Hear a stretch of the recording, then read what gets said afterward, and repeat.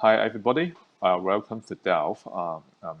This year, we have an opportunity to involve about the Infinity game, which drone racing is kind of a new topic in the hybrid air sport. So this time, we have invited 4 different kind of speakers to be in participate to explore about business opportunity and how we develop it, and also in the future for the air sport and drone racing. Hi to everybody. So I will present you a short summary of our actual activities in FAI in drone sport. Next slide, please. Next slide. Yes. So FAI, that's the World Air Sport Federation. That is the international federation which is recognized by IOC for all air sports. FAI covers all existing air sports as mentioned on this page, including drones. So next page. Drone racing becomes in 2015 a high priority for FAI. It was a new activity rapidly developing worldwide, undoubtedly exciting and well adapted for the new generation, interesting for the spectators and attractive for the media with possibility of live streaming. Next slide. So, the main milestone for the development of drone in FAI, it begins in January 2016 with the introduction of an FAI class for drone racing and also creation of a drone racing World Cup. And in November 2018, the first FAI World Drone Racing Championship in Shenzhen in China. And May 2019, a new step with the introduction of a new FAI class for drone soccer, and with the first FAI International Drone Soccer held in September in Korea. And in July 2022, there will be a drone racing event at the World Games in Birmingham, Alabama. Next slide. Some word about drone soccer. This new drone sport appeared in Korea in 2018 with 2 main advantages for that class. Well adapted for indoor practice, and it's a team sport which is not very developed in air modeling. And it's team sport similar to basketball. So I don't develop more, but it's a very interesting and exciting class. Next slide. Drone racing. Drone racing consists of several multi-rotor drones flying together through a closed racing circuit. Each drone is operated by a pilot flying FPV, first-person view. So the pilot is equipped with an headset Google that allows him to pilot from the video picture of the onboard camera. So the characteristics of that discipline are mentioned on that slide, but I don't develop now that. Next slide. So drone racing is an important opportunity to connect, to combine real sport and e-sport. And so we are looking to launch an international series of drone racing e-competitions. 3 components are necessary for that project: a simulator, a competition management system, and a digital platform. And there is really a high potential of development. So we are looking for partners to implement that project, and we may possibly discuss more on that later. Thank you. Hi, thanks for having me here. The UK has a long history of aeromodelling. The Society for Model Aeronautical Engineers actually celebrates 100 years next year. and has been a pioneer of radio control model racing as a sport for decades. I've been involved in model competition for as long as I can remember, and I've often joked about how every new leap in technology brings about a competitive aspect. And I've been lucky enough to be instrumental in developing the UK drone racing format. It's almost 10 years ago now. And subsequently in my position on the committee of the British Drone Racing Association, which is the UK's designated drone sport governing body, I've helped to grow the sport and watch it inspire the next generation of pilots. As an esports enthusiast, I first saw an opportunity to bring the two universities together in around 2016, when we ran an esports collaboration with the Insomnia Gaming Festival. It's a very large esports event run at the National Exhibition Centre, which is the largest exhibition complex of its kind in the UK. It's all indoor. And the festival spanned almost half of the available halls. The festival attracts on average 50,000 esports enthusiasts over a 3 to 4 day weekend, and it celebrates some of the UK's best esports talent. Drone racing had an entire hall dedicated to it, and the competition was live streamed directly into the festival event stages, along with all of the other esports competitions, so that everybody attending could get a feel for the speed and exhilaration involved in the sport. We also had simulator stations set up throughout the venue to encourage the show attendees to experience flying a racing drone for themselves, but without the walk of shame or time-consuming repair effort after each crash. It was very successful and an eye-opening experience for all of us. And we continue this collaboration until the global pandemic shut the door on large exhibitions. Today, our best pilots are typically in the teenager to young adult bracket. And like with many esports, it's one of the few modeling disciplines where coordination and reflexes are such an advantage that a thank you for taking part senior bracket might be more appropriate than the usual junior category. Our pilots plan and build their aircraft with the same care and consideration as they would when building a high-end gaming setup. They appreciate the engineering principles behind flight, the aerodynamics, electronics, the advanced materials. And they're also developing the technical skills to program and tune these flight controllers to suit their preferred style of flying. And these are all transferable skills that we've already seen these young people take into future careers. As I said earlier, the global pandemic kind of shut us down, but it introduced a new dimension that further builds this relationship between the physical and the virtual sports. The simulators that pilots use to maintain and develop their skills over the winter season have all introduced their own online time trials and competition leaderboards. This has helped us overcome some of the geographical restrictions of the pandemic, and some of the professional competition leagues have actually used these simulator leaderboards to run their qualification rounds, or even migrated their entire competition into the virtual space. Drone racing as a physical sport continues to grow, and we look forward to seeing it become an inclusive blend of both virtual and physical worlds, attracting talent from both traditional engineering or gaming backgrounds, as well as from some less traditional ones. We've already seen huge leaps in technology that have emerged in direct support of the sport, and as has happened with other technology-led sports, we want to inspire new generations to become the future pioneers for technology innovation and to fuel their development. And that's where we are in the UK today. Okay, all right. So first of all, I'd like to thank Bruno and Eric for sharing on behalf of FBI and also UK side. Actually, we have been experienced together in the World Drone Racing Championship in China, and also the other one in 2019.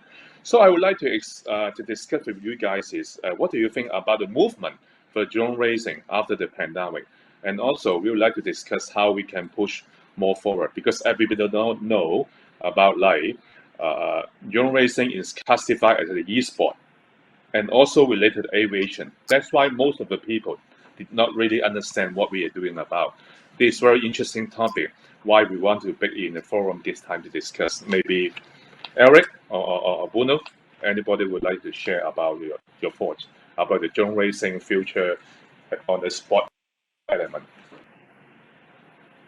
Please, huh? Well, I think, as I mentioned, the pandemic has been a wake-up call to us all. We've actually had a very successful physical racing year despite the pandemic, but numbers have been very low. Less than half of the participation we had pre-pandemic. However, as I say, with the simulators and more of the kind of virtual participation, we've actually been able to reach more pilots in areas that previously we couldn't reach. These pilots weren't able to make it to the physical races, but they're now developing their skills, they're taking part. And it's also preparing them for when they do attend physical events, because their skills are already honed. So we're really looking forward to working much more closely with people like the simulator publishers to incorporate the two sides of the sport together, so that we're not restricted. We live in the UK. It rains for about 80% of the year here, so not being restricted by weather, by wind, by the trials of having to run events outdoors means that we could have a year-round season, and it could be split between the different formulas. How about Bruno? What do you think? Yeah, I have the same visions as Eric.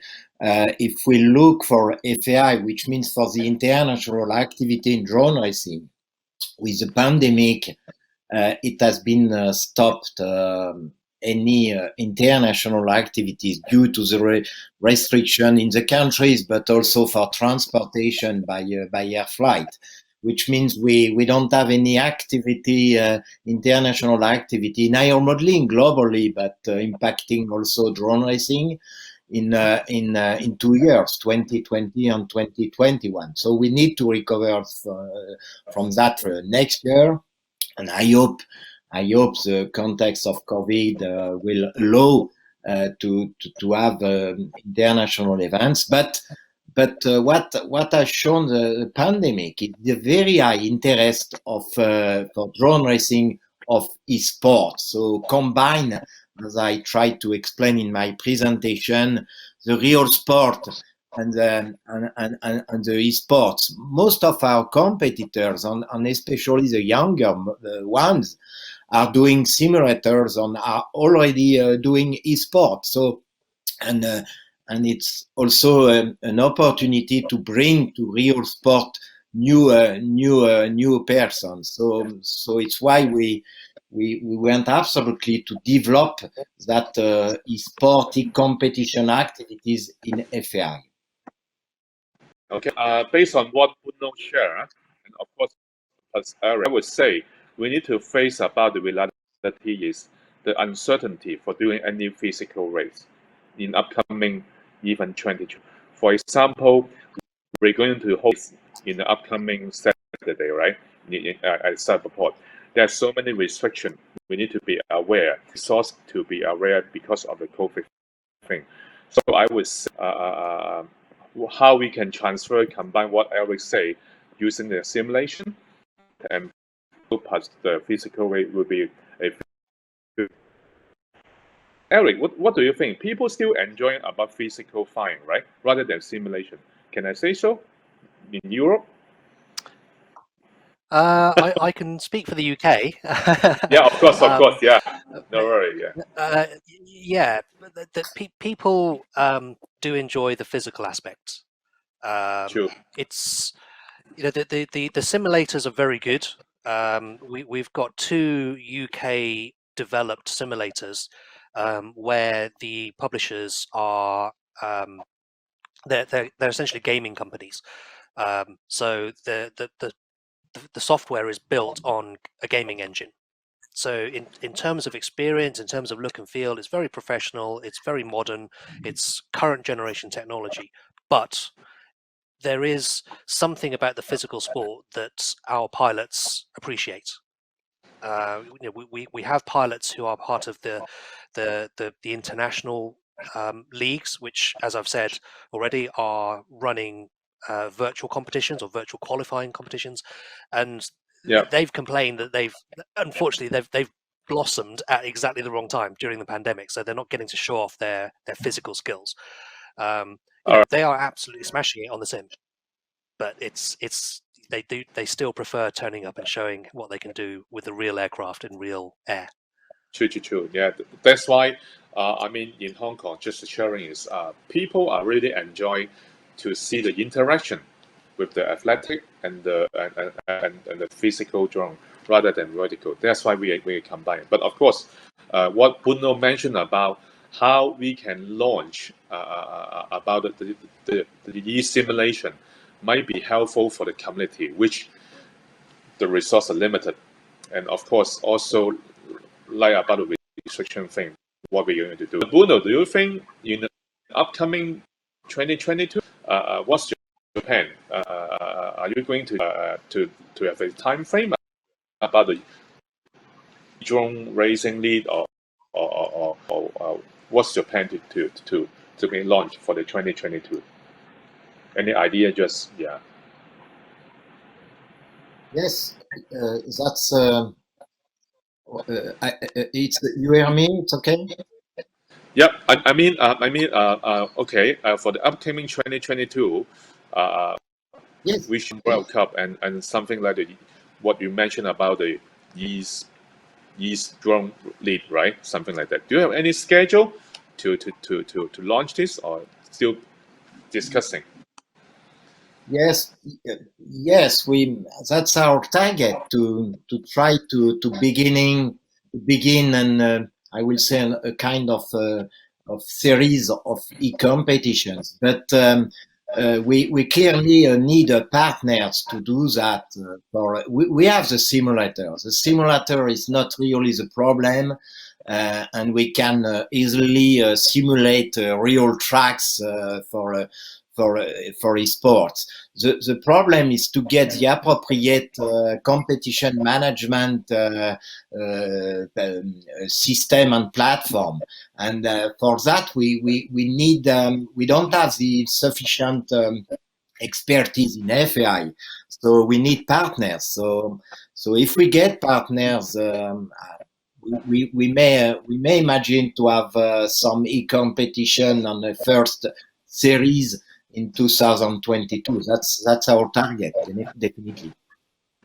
Yeah, okay, that's good. Because as I know about, for example, in other lead, drone racing lead, they almost like 60% or even more try to have more drone racing lead rather than the physical need due to the pandemic, many uncertainty. That's why if we can have more like the drone racing lead, it will be more helpful for some country, especially just most of the Asian country like Singapore, Malaysia, or Thailand. They have already planned have some competition, but unfortunately, due to COVID thing, they will shut down just a week or a month ago. That is a problem. So how we can combine the beautiful sport about the goal hybrid, we can have some physical and vertical ways. What Eric mentioned, I think will be our next milestone for pushing the sport. Yeah, that's the idea. So Eric, what do you think? Anything you want to add up to? Because for what we can do in the future, even we have gathered for a long time, 2 years or something. Yeah. 2 years is a long time in this sport. Yeah. Yes, absolutely. We've already tried with some of our smaller events. Some of the we run a. It's almost like a devolved league system here in the UK. So we encourage regional and local clubs to run events that contribute towards the national league, and there have been clubs who have been trialing smaller indoor formats. They've been trying esport formats to help get their members who are maybe a bit further distributed, a bit further afield, a bit more restricted in terms of being able to get out. And we've had some promising feedback. And the next thing we're looking to do is to get wider adoption across more clubs, more race organisers, and see if we can come up with a hybrid model. It's early days in the UK, I would say, but it's something that we might have to accept is not going to go away. The pandemic itself might go away, but social restrictions may be around for a while longer in some form, and the sport can't wait. It's a young sport. It's a developing sport. It needs the the participants to stay interested. Yeah, maybe Bruno. I mean, we have just kidding here. Maybe you can consider to get those good reputation simulation. We can have a test first to have different country to try about as a vertical ways as a starting point. Because in Hong Kong we have been using the simulation to have some kids, young generation for the drone race at the classroom to do that. Because Hong Kong is just a city, right? It's uneasy to host a competition, plus also the pandemic. So maybe, if it's possible, maybe FAI can consider using the current simulation to endorse that we can try, right? It might be a fast track to test about what is it. This is just maybe an idea. Bruno. Yes. Yeah. I think Hong Kong or other Asian countries maybe a solution to find a partner better than in Europe. We in Europe, I don't think we have so many companies really interested by the topics of e-gaming or e-sports. So I hope that that current forum DELF may help to open some doors with some companies in order to develop our project. We'll see. Yeah, of course. That's why everything is starting point. We'll see. Okay, that's good. So I mean, first of all, I would like to friends Bruno and Eric have a quick sharing about what is it about drone racing. As you know, because in Hong Kong we try to push a lot drone racing because of the field issue, as Eric say, limited airspace, and the drone sport is for the young generation, and of course, plus people are really the e-sport concept movement. I think it's a good potential for what the people and the kids to learn. Even though when they finish the drone racing, they can learn about it, engineering, technician, or the pilot. Who knows, right? This is a good stepping stone. In Hong Kong, because drones are very popular, so that's why it also makes them too easy to feel the atmosphere about the air sport, comparatively from the last 5 or 10 years. Used to be air sport is too expensive, too costly, and almost unreachable. That's the big difference. What we always encourage about drone racing is so important for the air sport. This is what we can see. I mean, but lastly, a lot of this. So, anything wanted to add up, Bruno and Eric, please. Anything to say? I guess I would just add. Yep. I guess I would just add that the face of aero modeling and aerosport is changing. We're seeing a lot more technology being developed and targeted at the esports community. So, as you say, Andy, the equipment isn't expensive anymore. It's on par with buying a professional level controller for your Xbox or your PlayStation. Getting involved in drone sport has a very low cost of entry compared to other aero modeling. So it's definitely the way to get the younger generation more involved, and we're really looking forward to seeing where it can go. Lovely, yeah. Bruno, would you like to say something? Yes, something similar to Eric. Drone sport is really and stays a real opportunity for FAI to adapt FAI to the new technology and to be more accessible for the young people, because drones they are prepared for that naturally, and we see that they are very competing in our drone racing competition. So it's really still an opportunity for FAI to modernize FAI. Yeah, perfect. That's good. Yeah, Yeah. All right. Okay. So on behalf of Cyberport and especially the colleague behind us, thank you so much.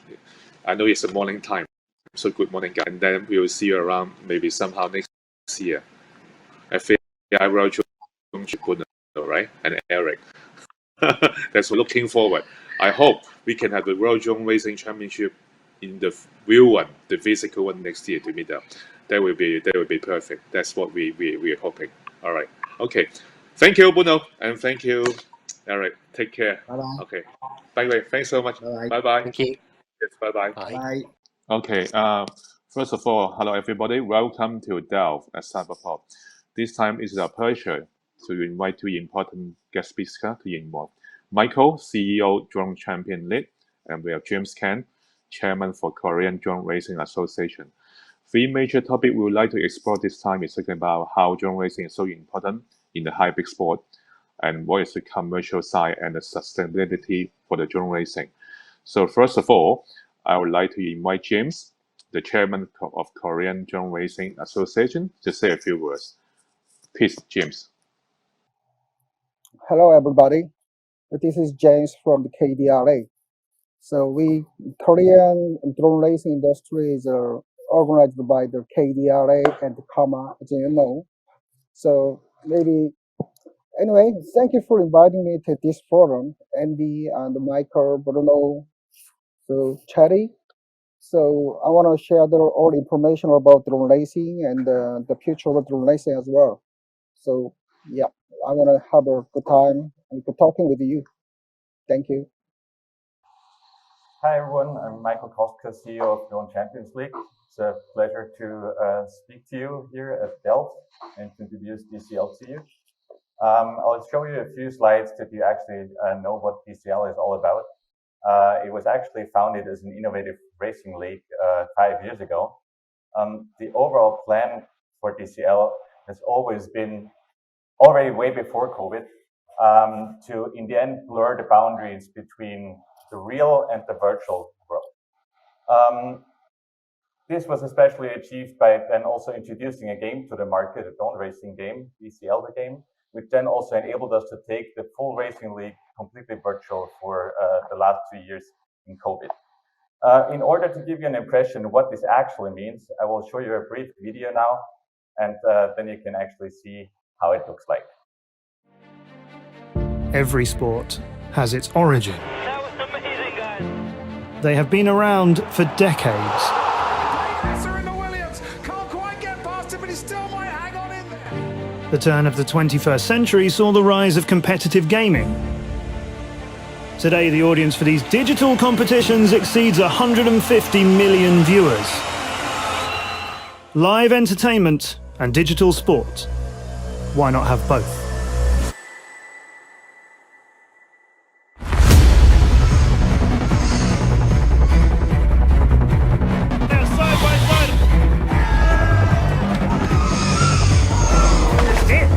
Obstacle, an incredible start.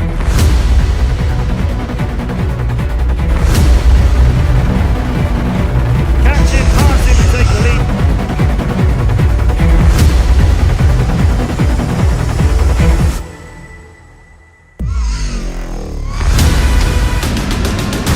Takes the lead on the other side.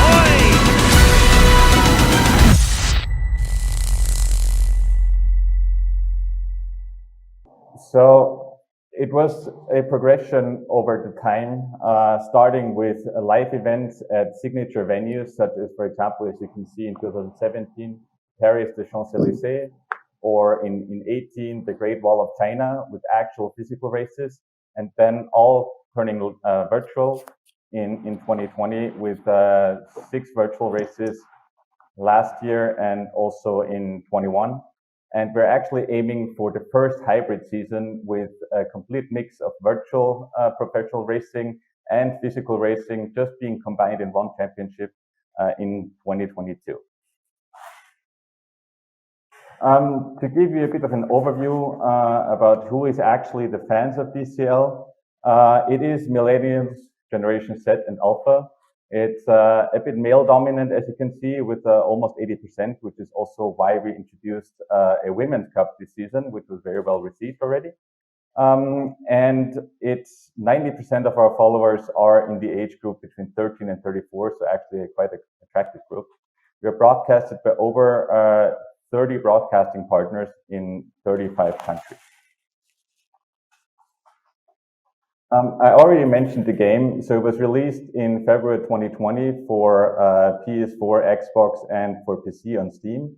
But we're now actually taking a different round. So we're at the moment developing a new version, which will focus on PC and mobile. We already have a first mobile prototype, and this is supposed to be released next year. Speaking of next year, how is the next year's season supposed to go? We're actually aiming for 6 virtual races again, starting end of February, beginning of March. We're at the moment organizing the calendar, and we're aiming for 2 physical races.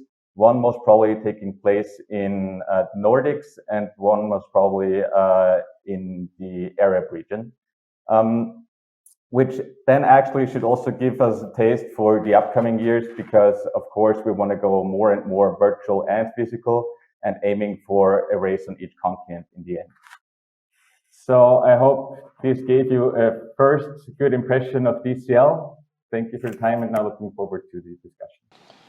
Okay, thanks James and Michael to have the quick sharing. I mean, actually, as we know, drone sport is still kind of hybrid sport. People are still confusing about what is it about, and how they define about the e-sport or the aerial sport. So what do you guys think? And because especially I know DCL have been started for last 5 or 6 years, which is quite success in Europe. But unfortunately, due to COVID, things are slowed down. So any new plan to upcoming to work, and what do you think about it in Asia? Yeah, that something like that. Maybe I invite Michael to have a share first, please. Well, I think, as you mentioned, drone racing, of course, is a niche product, a niche market. But in the end, what's important to know is that not just from my perspective, drones will be a game changer for the near future, I'd say. And so far, drones are more in the public perception for either being a toy for children or like being a high-tech element, I don't know, in military defense and to some extent industrial products. And I personally feel that drone racing can function as kind of a bridge between the two. And what makes it a hybrid? In our case, as I said, the mix of being able to have physical races and virtual ones, and the pilots actually still steer the drones with the same controller, whether they play it in the game or actually steer the drone at the local event. And this makes it a true hybrid one, whereas a lot of other sports actually struggle to combine their physical events with their virtual world. Understand. How about James? What do you think? Because you know, in Seoul, in Korea, it's quite a success model in Korea before. So, any upcoming plan in Korea side? So I just want to talk about the drone racing in Asia. As you know, China and Japan and Korea are the same situation. You know, first of all, we have to get admittance from the government. You know, so government think like drone racing is still hobby. So we have to get like a member of the Olympic Committee. So we have to be the real sports. I mean, in real systems, you know. So we can get some more like a budget and then more support from the government. That's the very different aspect with the Europe and then America. So I heard that China get a drone racing is a member of the sports, right? real sports in, I mean, the academy in school. Right? Oh yes, China? and actually, yeah. I heard about that, but not confirmed at that moment. Not at that moment. But for the drone sport, which I can share is, we have the upcoming the World Game, is this year 2022 in USA Birmingham. There will be drone sport under FAI umbrella, and then for the Asian side, with the support for Olympic Committee of Asia, there will be a demo sport for the ongoing the Asian game side. Comparatively, what Michael say is, drone sport is quite interesting. They are defined as an e-sport, but of course they count as an air sport, right? They will have a flexibility how we can improve a better movement, especially which Michael said. It's quite a good bridge. People can learn flying much more easily compared with before, because drone is not so expensive. They're user friendly. For example, involve about STEM, for engineering, surveying, or sort of pilot thing. I think it's a good starting point. For example, like Hong Kong, we do define drone sport is a future youth generation sport. You can see for the recent Olympic game in Tokyo, right? The younger getting more easy to get a very high award or medal for the competition, like the breakdance or the ski board or something like that. So we believe that drone sport can be a very good potential for a future sport in the world. So that's what we can see. And of course, on the other hand, how we can balance about the commercial aspect for the sport that is important for the sustainability. Yeah. So what do you think, Michael? Yeah. Well, I mean, also from a commercial aspect, the drone racing market is actually bigger than one would think. The market volume for 2022 is estimated as almost $1 billion. So not that small anymore, and expected to pretty much double over the next 5 years. So I'd say it does become more and more popular. To some extent, it's also an opportunity to not be positioned yet, because you can actually still create the image and the perception of the sport. And for us, for example, as DCL, I mentioned before that we are actually aiming especially for a mobile version of our game, which then actually could also push the awareness and the attractiveness to the public, because I mean, every one of us uses the cell phone multiple times a day. And if you can get people interested into drones by already having a mobile version to play it, and then this maybe gets them into wanting to use like the PC version, or then actually use a drone. And I think this can be a good way forward. And as I mentioned, in this regard, we already have a prototype, and we're at the moment also in discussions with the South Asian company to help us introducing it to the Asian market. And maybe one more thing, the drivers for the drone racing market definitely will be Asia, Europe, also the US, but in the US it's already more established, so the growth rates actually come from Asia and Europe. Yeah, I see. James, how's the side? Because I know drone racing been very popular since 10 years ago in Korea, right? That's why I think top pilot are from Korean as well. Yeah. Yeah, at present, it's due to the pandemic, you know, drone racing itself is just to have a hard time in Korea. It's a drone industry as well, you know. So the Korean government have a really interest in the drone racing last 5-7 years, and then big company as well. But you know, due to the pandemic, they have no interest in the drone racing anymore. So in Korea, actually. That's why I'm talking about wanna be the member of the Olympic Committee, you know. So basically, if we get some budget and get a commercial in drone racing, so we have to get a member of the KSOC, you know. That is a basic condition.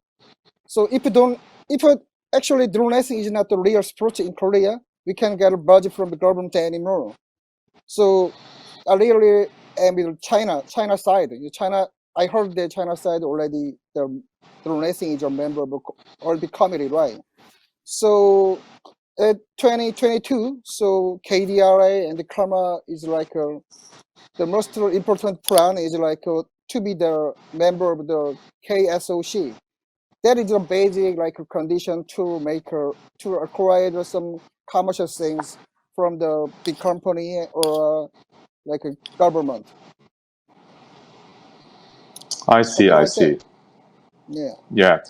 That's why nowadays in the world we are talking about combined with the the virtual and the physical way so important, because due to the COVID pandemic, it's uneasy for us to have the physical ways easily, especially what Michael mentioned. For example, in Hong Kong, we try to organize a lot of races, but subject to the COVID issue, it will be suddenly turned down. It won't be healthy for the sponsor to see that. So it's chicken and egg. How we can maximize about the capacity using the vertical and physical race may be a solution for the drone sport in future. That's what we want to keep an eye on that. And of course, for the upcoming plan is we would like to be a hub. I mean, in the Asia side, how we can coordinate more player on develop in several countries to push. You can see drone racing are still green in Asia. For example, Korean, Thailand, Singapore, or Hong Kong. I can say is moving on, but so far there are many countries are still underdeveloped, like Vietnam, or Malaysia, or several countries. I really believe that drone racing can be a fascinating and fabulous if we can have well planned. That's what we believe, and of course we're looking forward to have you guys to work closely how we can push the sport together. If the sport can be more popular, at least people can define what is like the aerial drone and FPV drone. It will be a good lesson already, which we believe so. Yeah. So I mean, today is just a kick-off. So I would lastly, but not the least is, I would like to invite you both anyone to say, and then we can have some wrap up together. Maybe I'll let Michael first. Well, I mean, you mentioned that there's still a lot of potential in a lot of Asian countries. Completely agree there. And a lot of them are, let's say, up and coming. One of the best signs was actually in our season in 2021. We had for the first time a Japanese team winning the World Championship with Raiden Racing from Japan. They actually won in a finale. So we're watching the Asian market very closely. We're actually looking for new race locations there for both virtual and physical. I mean, the interesting thing is we can literally virtualize whatever city or venue that our partner chooses. And we then also put that into the game for the public to play. So it's actually also a very good and nice marketing tool, not just for a drone racing sport, but also for the local host city. And looking forward to push it together with you guys. Yeah, pleasure. James? Yeah. How about you? Yes. Yeah, we have like at 2022 we have like more than 10 races is coming. So maybe 3 international races coming, and then more than 10 like local races coming as well. So actually, if we have a chance to work with the DCL and then maybe FAI something, so we wanna open the race together in Korea. But yeah, actually, but due to the pandemic, so everything is like down. So I don't know. So maybe we have a chance to make a race together someday. From our side, happy to work on that together. I mean, we also have a Korean team, so it would actually fit perfectly well. And as you mentioned, in Korea, it's actually also already getting more and more popular. We also faced the difficulties that you were mentioning due to COVID and struggling there to some extent with partners wanting to spend money on it. But nevertheless, I think it's a very attractive product. And actually, when you tell people for the first time about it, they get really excited. And I think this is something to look forward to. True. I think no matter how the pandemic ongoing, it's almost 2 years, right? We have not been traveling a long time, Michael. I would say there are a lot of opportunity how we can work. Again, communication is so important. That's why we are looking forward to have more cooperation, whatever the physical ways or the vertical ways. I think it's a must, because you can see drone racing are building quite a kind of like what we so-call the aerial F1, right? Especially it's the kind of the young generation would like to participate, because due to the cost issue, they can easily to learn flying through the drone. I think we believe that is a great potential for the kids to move on rather than just a typical e-sport game. Yeah, I'm quite believe that it will be coming very fast. Especially, it's a kind of youth sport. You can see the Olympic this year. The younger can get the medal, can a higher reward. It's different from before. Yeah, we believe that. Okay, so lastly but not the least, I would like to thank Michael and James for spending the time to participate, and we believe that we will see at the race sometime one day again. All right, so thank you so much. Thank you both.